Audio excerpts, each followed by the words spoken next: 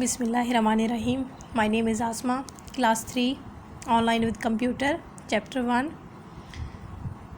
Computer Fundamentals and Devices. इस chapter में हमने कंप्यूटर के साथ जो डिवाइसेस हम यूज़ करते हैं, जो सामान हम यूज़ करते हैं, वो हमने पढ़ना है कि कौन कौन सी डिवाइसेस होती हैं जो कि हम इस कंप्यूटर के साथ इस्तेमाल करके अपना काम परफॉर्म करते हैं। सबसे पहले हम इसकी रीडिंग स्टार्ट करेंगे। Computer is an electronic machine. Computer एक इलेक्ट्रॉनिक मशीन है। इलेक्ट्रॉनिक मशीन वो मशीन्स होती हैं जो कि बिजली पे काम करती हैं, इसलिए कंप्यूटर पे हमारे पास एक इलेक्ट्रॉनिक मशीन है क्योंकि ये बिजली पे काम करता है। that can accept, store and then process data to generate information. Computer एक इलेक्ट्रॉनिक मशीन है जो कि डेटा को एक्सेप्ट करता है, कबूल करता है, उसको स्टोर करता है और उस डेटा पे प्रोसेस करके, उस डेटा पे काम करके हमें उसके बारे में इंफॉर्मेशन प्रोवाइड करता है, हमें मुहैया करता है। It helps to solve the problems in less amount of time.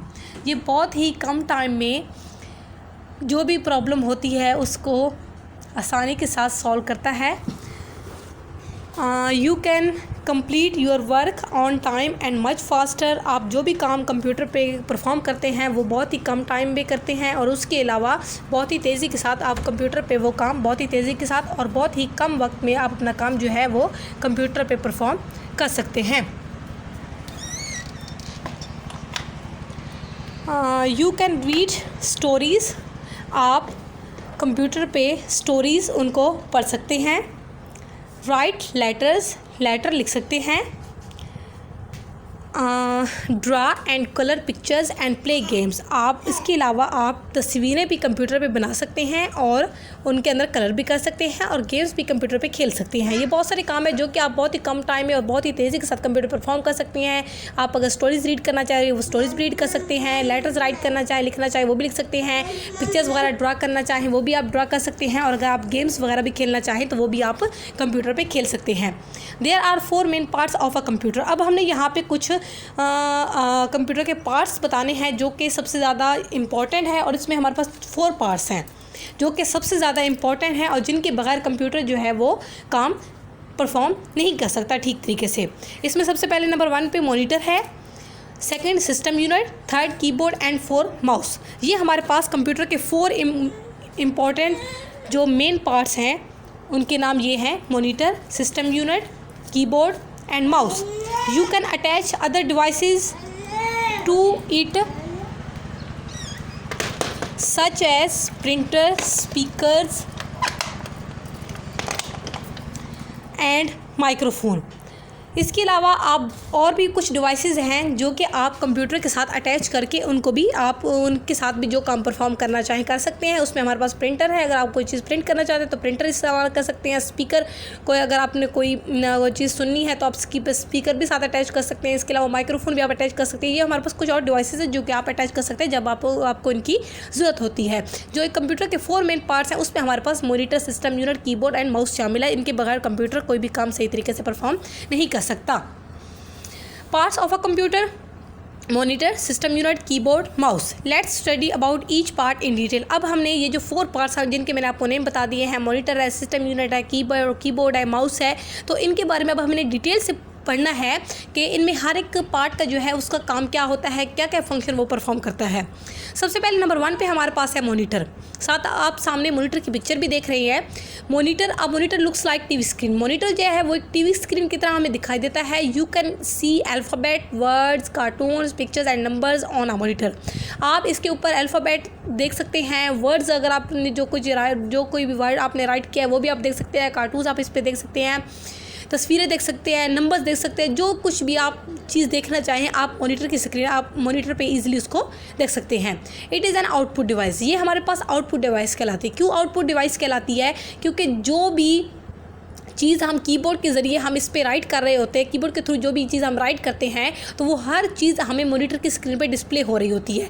It's mean कि वो मॉनिटर जो होता है हमें क्या दिखा रहा होता है, आउटपुट दिखा रहा होता है, हमें रिजल्ट दिखा रहा होता है। तो इसलिए मॉनिटर हमारे पास क्या है, एक आउटपुट डिवाइस है। Monitor is also known as visual display unit, VDU। Monitor को विजुअल डिस्प्ले यूनिट भी बोला जाता है। इसका सेकेंड नेम भी आप जान सकते हैं कि इसका सेकेंड नेम है विजुअल डिस्प्ले यूनिट, जिसको हम शॉर्ट फॉर्म में VDU पढ़ते हैं और फुल फॉर्म हमें इसको विजुअल डिस्प्ले यूनिट कहा जाता है।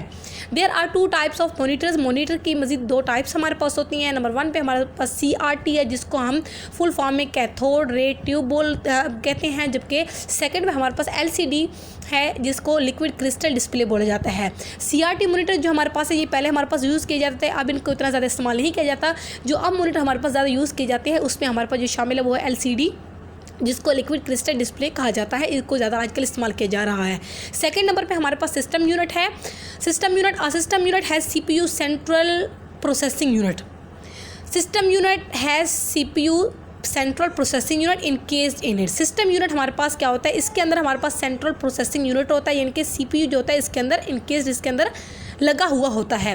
वैसे आमतौर पर हम इसको CPU बोलते हैं, सिस्टम यूनिट कहा जाता है, मगर असल में ये हमारे पास सिस्टम यूनिट होता है। इसी के अंदर CPU अटैच होता है। It is the main part of a computer system. ये कंप्यूटर का सबसे ज़्यादा इम्पॉर्टेंट पार्ट है, सबसे ज़्यादा अहम हिस्सा है।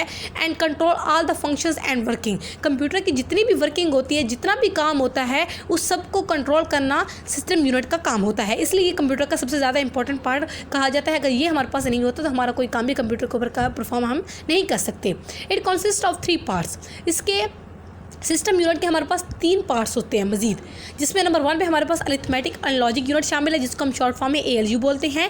कंट्रोल यूनिट सेकंड पे, जिसको CU बोला जाता है शॉर्ट फॉर्म में। एंड मेमोरी यूनिट, जिसको शॉर्ट फॉर्म में MU बोला जाता है। Arithmetic and logic unit ALU, control unit CU and memory unit MU, ये हमारे पास 3 सिस्टम यूनिट के पार्ट्स हैं। Parts of a system unit ALU, CU, MU। सबसे पहले हम यहाँ पे ALU पढ़ेंगे, यानी कि arithmetic and logic unit. ALU इसका काम क्या होता है? It performs all the arithmetic calculations and logical operations. जितनी भी अरिथमेटिक कैलकुलेशंस होती हैं और लॉजिकल ऑपरेशंस होते हैं, वो जो भी हम परफॉर्म करते हैं, वो सारे जो भी ये फंक्शंस होते हैं, अरिथमेटिक एंड लॉजिकल जो ऑपरेशंस होती हैं, इनको परफॉर्म करने की जिम्मेदारी जो होती है वो ALU की होती है। It does the task of addition, subtraction, division, multiplication. अगर हमने कोई भी टास्क अगर हम एडिशन करना चाहते हैं, या सब्ट्रैक्शन में इनके माइनस करना चाहते हैं, डिवीजन तकसीम करना चाहते हैं, मल्टीप्लिकेशन या कोई चीज़ ज़रब करना चाहते हैं, तो वो भी हम इजीली इस पर कर सकते हैं। And comparison operation such as less than, greater than. और अगर हमने कोई 2 चीज़ों के दरमियान कंपैरिजन करवाना है कि किस में से कौन सी चीज़ छोटी है या कौन सी चीज़ बड़ी है, या अगर हमने 2 नंबर्स के दरमियान आपस में कंपैरिजन करवाना है, तो उसके लिए हम क्या करते हैं, वो भी हम ये ऑपरेशंस भी हम ALU पार्ट के अंदर ईजिली परफॉर्म कर सकते हैं। इसमें जो अरिथमेटिक कैलकुलेशन में हमारे पास एडिशन, सब्ट्रैक्शन, डिवीजन, मल्टीप्लिकेशन शामिल होती है, जबकि लॉजिकल ऑपरेशन में हमारे पास less than, greater than, equal वगैरह क्या ऑपरेशन शामिल होते हैं। ये इस काम को परफॉर्म करने के लिए हम जो पार्ट इस्तेमाल करते हैं वो हमारे पास ALU है। सेकंड नंबर पे हमारे पास कंट्रोल यूनिट है। The CU controls the flow of information between various parts of the computer and coordinates the flow. Control unit का काम, जैसे आप कंट्रोल से आप अंदाज़ा लगा सकते हैं कि कंट्रोल यूनिट जो होता है इसका काम क्या होता है, चीज़ों को कंट्रोल करना। कंप्यूटर की जितनी भी डिवाइसेस होती हैं, जितने भी पार्ट्स होते हैं, उनके दरमियान जो भी इंफॉर्मेशन एक जगह से दूसरी जगह मूव कर रही होती है, फ्लो कर रही होती है, उसको कंट्रोल करना जो काम होता है वो हमारे पास कंट्रोल यूनिट का काम होता है। Memory unit has 2 parts, 2 types of memories.